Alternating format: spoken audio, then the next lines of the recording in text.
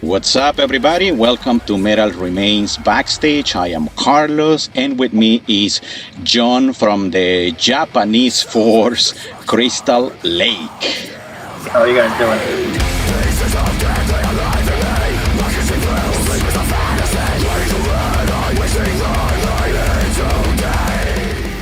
Great to have you, man. Thank you for making time for us today, John. I hope your day is going well. It is actually. I started a little early today over at the kitchen, so I'm just kind of hanging out, getting some things ready for a wedding later. But I'm just chilling out. Good. Oh, great, awesome. I didn't know you were a cook. Yeah. I basically TM a catering company when I'm on tour. It's basically what I can say. So like, I love food, and it got presented to me, and I just was like, yeah, because I love to do it. Like, and you're gonna pay me to play with food? Sure. Okay. Why the hell not? Yeah, awesome. So it's just a lot of fun. It's something just I do like. Yeah, My thing. that sounds like a great gig. Yeah.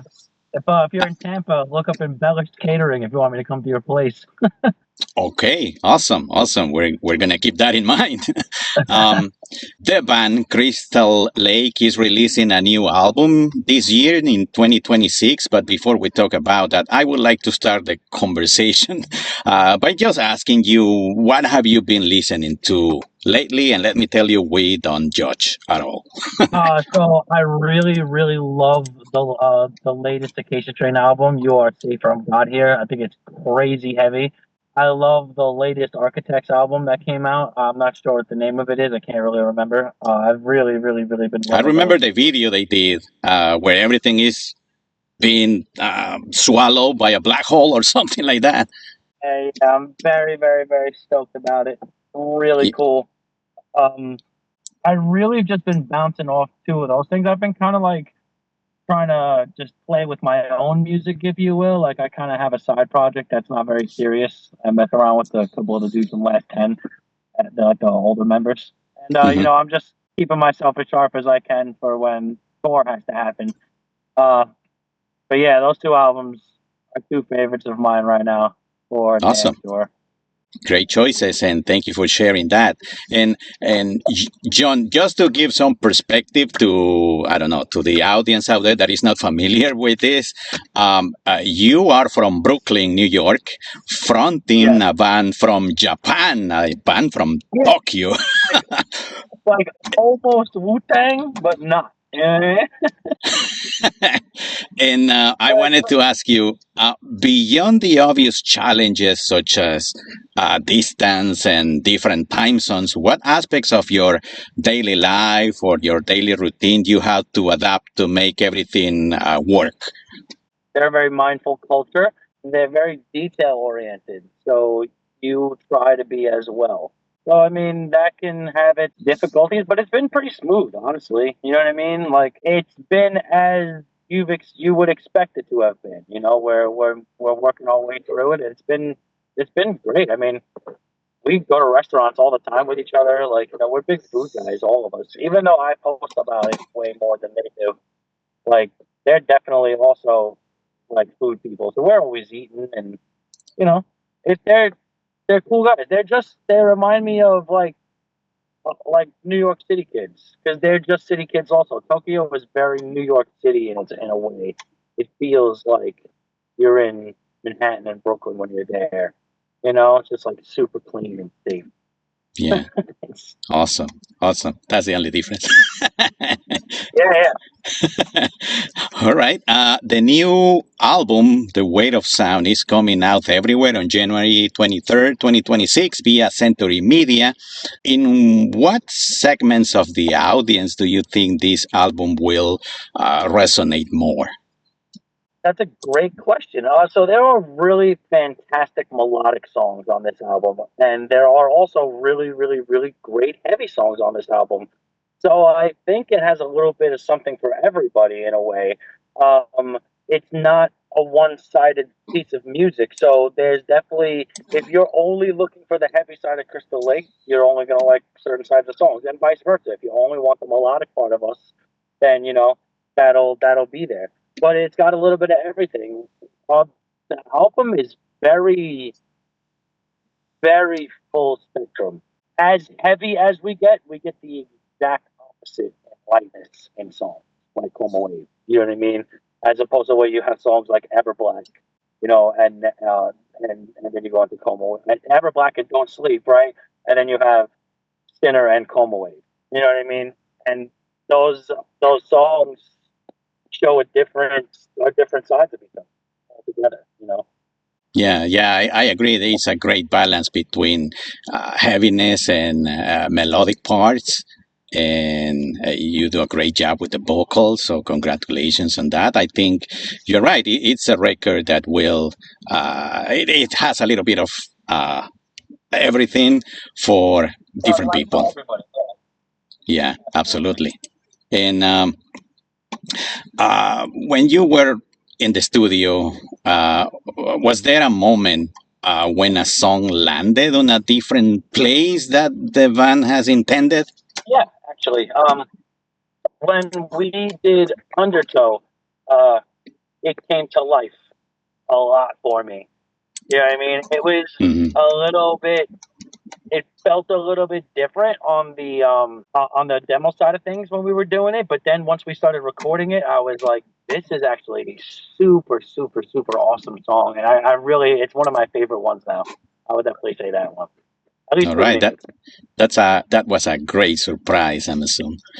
Well, yeah, honestly, it was nice because you never want to feel like a song isn't going to hit, and I feel like Hmm. every song on the album has that hit to it. You know what I mean? So like, Yes. it's a good thing.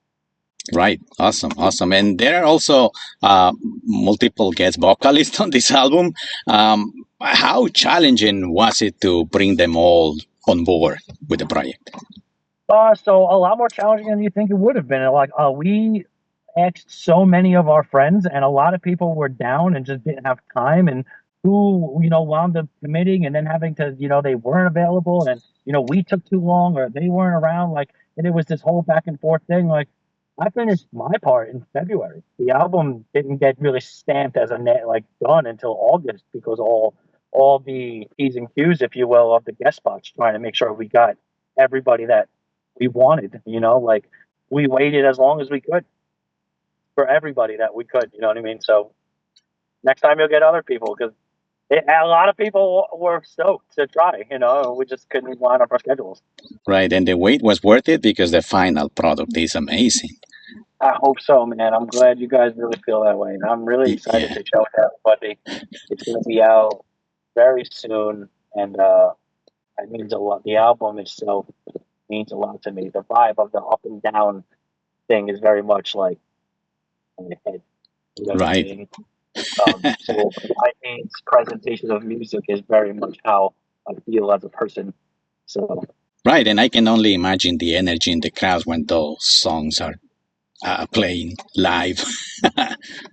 yeah, man, I'm really stoked to try some of them out. Yeah, I would love to play some new ones on the next tour coming up. That would be really fun. Yes, absolutely. And right before Christmas, or a couple of days before Christmas, the band released the video for Never Sleep with Mike Terry as one of the guest vocalists. The song as well as the video are very intense. Was filming the video also an intense experience for you guys? So actually, Never Sleep was not that intense. We did 2 videos during that day. So the other song has been not released yet, so I won't say which one it is, but that song was actually more intense, I think. But no, Never Sleep was pretty lax, honestly. But the day involved was a long day, a very, very, very long day. Actually, the end of part, we did more at the end of the day for Never Sleep. So I guess maybe I take it back. Maybe it was a bit of a pain in the ass to get it done because we did do so much that whole day. Like maybe it was a bit of, maybe it did suck a little bit, but it was still worth it. Just the video really does represent the vibe mentally of what's happening in the song, because the song is about just like the crazy party things that you see on tour, and Hmm. that the whole vibe of like everything changing and swirling and all the seeing weird shit and the crazy visions and the dreams and all that stuff. Like, you know, don't drink too Yeah. much. Relax. Yeah, and you kind of have to pay, I don't know, respect to the title of the song, Never Sleep. So maybe That that's comes why. from me too.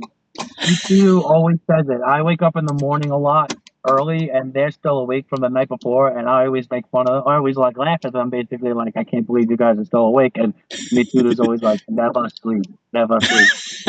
So the lyrics to Never Sleep were written actually before the album. I kind of just dug them out of the vault type of thing and just made them a little bit more apparent to what I was dealing with more currently and stuff. And I was Mhm. like, never sleep. This will be our drinking song.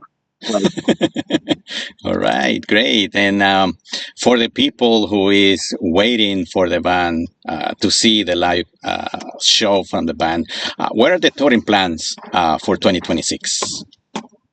so I can't really say more than what we've already announced, but I really, really hope that we wind up in America, and I really hope that we wind up in China. I really am positive that we're going to wind up in Japan again, obviously, and I'm just stoked to go back to Europe, and I'm really stoked to go to Australia for my first time. Um, Wow, that's great. it'll be the first time with Crystal Lake. But yeah, I'm really excited about this year. It's going to be a very long, heavy year of touring. Probably a little bit more intense than I'm used to, but it has to be. I guess it has to be done. If we want to if we want to live the life that we want to live. So. Right, right. And the band was at the Resurrection Fest in 2024, I believe. Yeah, Um, not last year, the year before. how was that experience? Fantastic. It was great. It was super, super like it was so funny. I was so excited to play the show. The show itself was incredible. Food was awesome. People were fantastic. The weather was beautiful. It was so funny. Before the set, you're on the opposite side of the curtain. It's in the shade, and it's kind of like the air conditions on, and you're like, "Wow, it's like kind of chilly out here." And then you step out into the other side of it, and it's all just the sun smashing into the black leather, and you're like, You're "It's melting there. so oh my god!" It's kind of funny. And then you would like walk behind the curtain, like, it's kind of cold. I can't take it. Like you're all sweaty. It was a lot of fun. I had a great time. I met some amazing people. Like I said, just amazing food, everything. I love going to Spain. Lots of Yeah, places in Europe are some of my favorite places. So I had a great time during Resurrection. I really hope they awesome. invite us back. Yeah, yeah, I can tell by the videos online from that performance at Resurrection that it was a great, great show. Yeah, it was good. Awesome. And John, I would like to wrap up this chat by asking what is one of your favorite backstage stories? And it can be a moment at any point in your career. This is awesome. So uh, I forget where it is, but Danny Rodriguez from Through the Eyes of the Dead is. This is like years and years ago. This is when Thrash and Burn was a tour, and Danny is drunk, and I'm pretty sure Asking Alexandra was eating, and I think it was, I forget who it was. Somebody dared him. They're like, "Yo, strip naked and go dance for the table." He was like, "Okay, Danny being Danny," and, and he did that. I think that's my favorite one. That's from a long time ago. That was from before I was even like really touring, but that was at a tour. That's my favorite backstage one. I think. Oh my That I God. can talk about honestly. I love that one. I miss Danny. I love that band Through the Eyes of the Dead. But yeah, good Wow. good stuff. That was a wild time. Yeah, a long time ago too. Very funny. Back when you could be like super reckless and not get canceled for it. You know what I mean? You had to be respectful too, of course. Don't be a dick, but still, it was funny. Yeah, awesome. Thank you for sharing that, John. And Yeah. if you guys enjoyed this interview, please like it, share it with your friends. Support Crystal Lake by buying and streaming their music. Go see them live when they come to a city near you. See you next time. But until then, stay metal. Peace.